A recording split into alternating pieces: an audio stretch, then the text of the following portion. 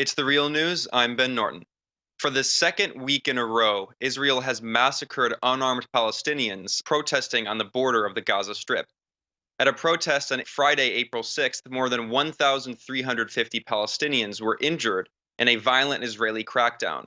Israeli soldiers shot approximately 400 Gazans with live ammunition. At least 9 Palestinians were killed in the crackdown, including the 30-year-old journalist Yasser Murtaja, who had been wearing a protective vest clearly marked press in large capital letters at the time. Several other journalists were also shot by Israeli soldiers. Thus far, at least 29 Palestinians have been killed in the Israeli violent repression. Thousands have been injured. These protests are part of the Great March of Return, which began on March 30th. This is a series of unarmed protests that are against the Israeli blockade of the Gaza Strip, which United Nations experts have said is illegal under international law. The chief prosecutor for the International Criminal Court has said that Israel and Hamas may have committed war crimes in these clashes. To join us to discuss what's going on, we are here with Ali Abunimah. Ali Abunimah is a journalist and the executive director of the Electronic Intifada. He is also the author of several books, including The Battle for Justice in Palestine and One Country. Thanks for joining us, Ali. Thank you, Ben. So, Ali, can you just give us a larger perspective on what the Great March of Return is? And then, of course, we can speak about the series of violent repressions that we've seen from Israel in these past few weeks.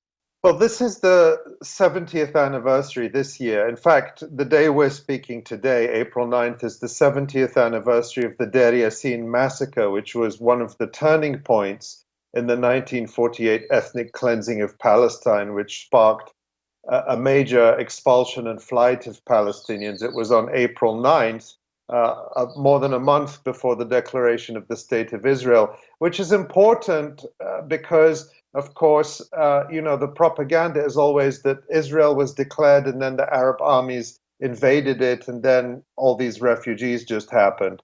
No, there was a deliberate ethnic cleansing. And now, today in 2018, more than 60% of the 2 million Palestinians in Gaza are refugees or their direct descendants from that ethnic cleansing.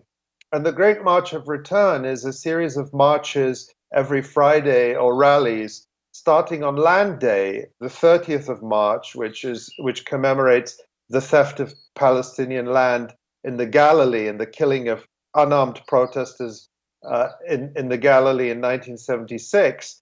And going every week until May 15th, until Nakba Day. And these marches, by all accounts, or these rallies, have been, really mass movements of people. Rifat al-Arir, who's written for the Electronic Intifada and is in Gaza, talked about the festival-like atmosphere of families coming out, putting on their best clothes, and, the old and the young and children. And Israel, of course, has tried to portray this as a nefarious Hamas plot in which terrorists are hiding behind women and children. This is the usual propaganda line. It's been completely debunked by, among others, Human Rights Watch, which issued a very comprehensive report on the massacre that occurred on March the 30th, the first of these Friday rallies. That there's simply no one with a firearm, no armed people. Not even the Israelis have alleged that firearms were used or threatened at any of these rallies. And journalists on the ground have been tweeting and reporting their observations that no one is armed. These are unarmed people. Israel has given orders, its defense minister, Avigdor Lieberman, and its top generals, to shoot down unarmed protesters, and they have done that in massive numbers. As you mentioned, 29 dead up to this point, and more than 1,000 injured with live ammunition. And the live ammunition is being targeted at people's heads. Many of the dead are head injuries. Many videos have shown people simply walking and being shot, or moving away from the boundary fence and being shot. praying and being shot, and many of the hundreds of injuries are gunshot wounds to the legs, which can cause permanent disability. Some of the pictures that doctors at Al Shifa Hospital, Gaza's main hospital, have posted online show horrific injuries, and the bullets that have been extracted shattered into pieces or deformed. And if Israel is using fragmenting or deforming bullets, that is an additional war crime because they are banned under international law.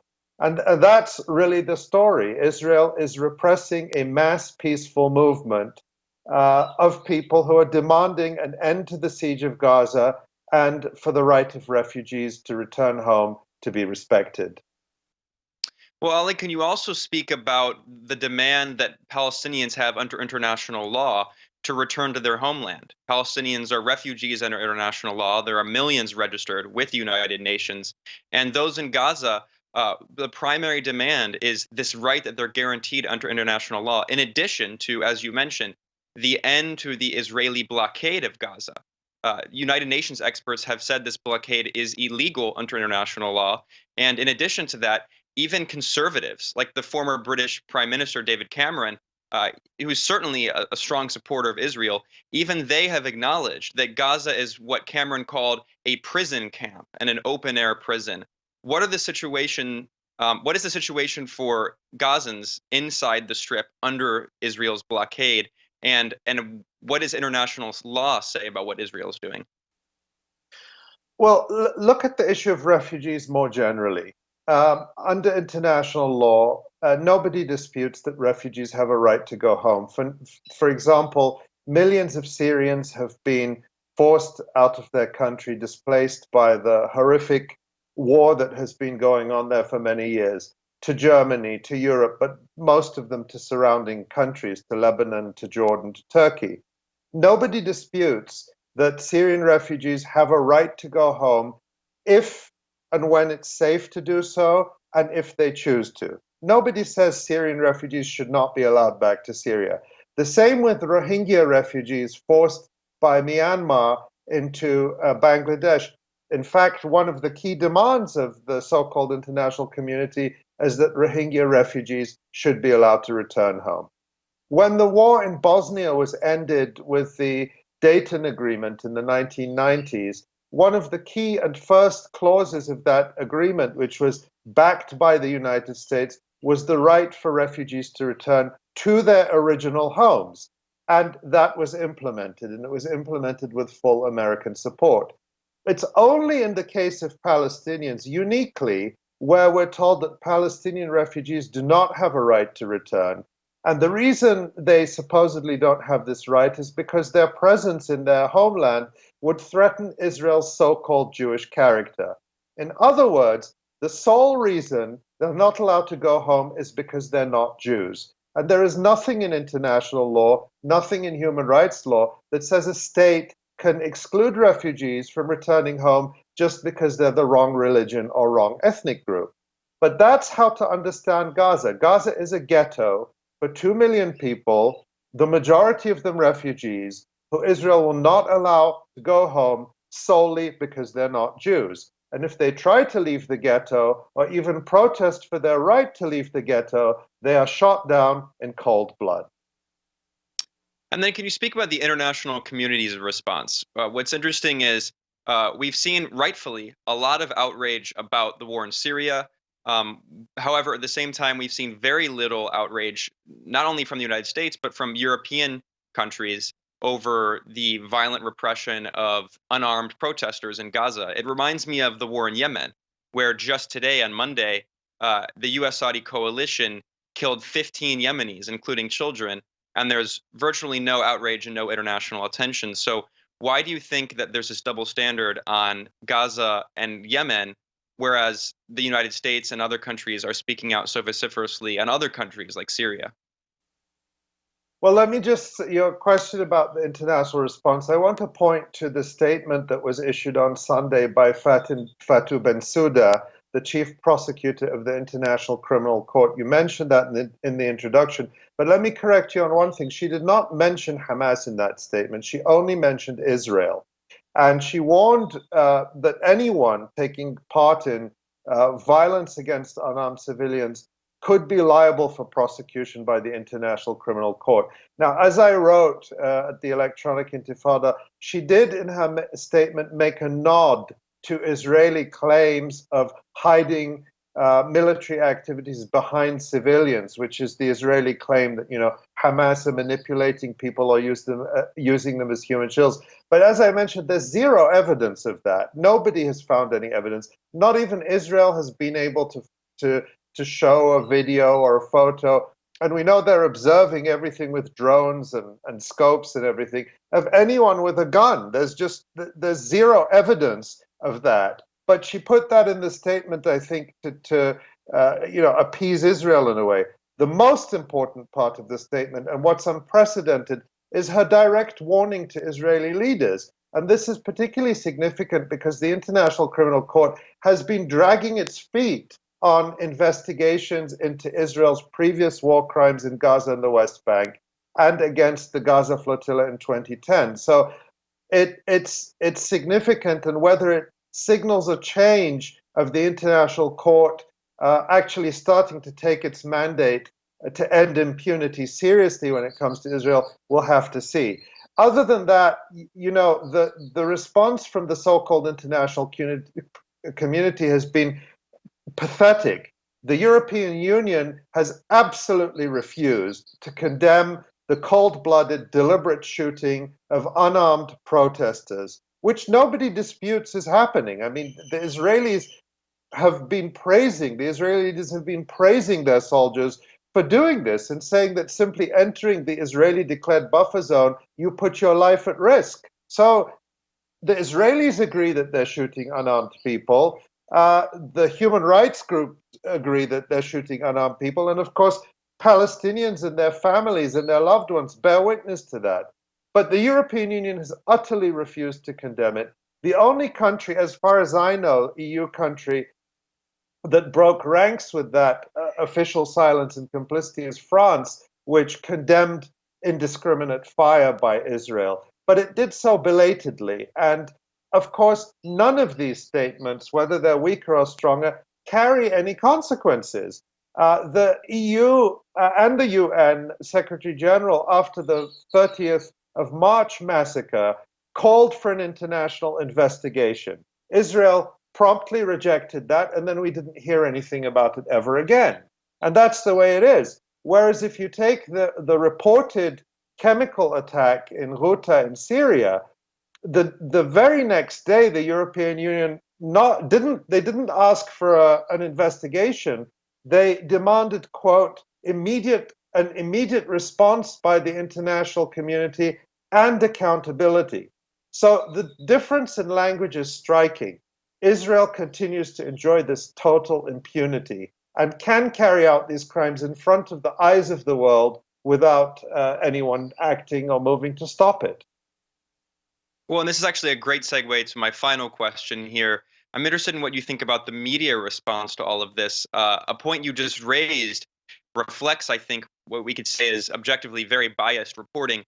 So the Associated Press released a wire that was reprinted by Time magazine and other outlets, and the title was ICC: Israel and Hamas may have committed war crimes in Gaza. And it mentions the ICC chief prosecutor Fatou Bensouda's statement, and it tries to create this false equivalence between both the IDF and Hamas. But as you just mentioned, I guess Hamas is not even acknowledged in this statement. So can you speak about the media reporting? And we also saw the Associated Press use language like Israel shot back, as if implying that the Palestinians were shooting themselves.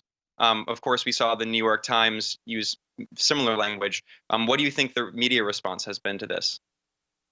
Very quickly, there's two broad media responses. One is to ignore it, which is what I think much of the media do. There's very little discussion of Palestine and what Israel is doing in mainstream media. The other is to create this kind of false balance and false equivalence to do everything possible to erase and justify the Israeli, the total Israeli dominance, the fact that we have a major military power besieging a defenseless and impoverished refugee community in a caged ghetto is absent when you use this language that creates this false balance. And the one word that is used so often is clashes, the passive language. 10 Palestinians die in clashes. That makes it sound, well, first of all, they just dropped dead. Nobody shot them. Who killed them? They just die in clashes. And then the term clashes suggests a kind of military conflict with two sides shooting each other, when the undisputed reality, and the Human Rights Watch investigation into this particular incident on the 30th of March is very good and very clear about this. There were no clashes. There was Israelis shooting unarmed protesters and Israeli leaders inciting soldiers and ordering them to do so. And B'Tselem, the Israeli human rights group, between the first massacre on the 30th and the second one on April 6th, issued unprecedented ads in Israeli media and newspapers calling on soldiers to disobey orders to shoot at unarmed civilians because those orders are patently illegal. And remember, that's one of the most fundamental principles that came out of the Nuremberg trials after the Holocaust, which is that it is not an excuse, it is not a defense to say, I was just following orders. And that is the message B'Tselem is giving to Israeli soldiers. You cannot absolve yourselves of these crimes by saying, I was just following orders, because the orders to shoot to kill Palestinian civilians caged in the Gaza ghetto are illegal. Well, thanks so much for joining us and providing your analysis, Ali Abunimah. Ali is a journalist and reporter. He is the executive director of the Electronic Intifada and the author of several books, including The Battle for Palestine. Thanks so much for joining us, Ali. Thank you, Ben. And I'm Ben Norton, reporting for The Real News.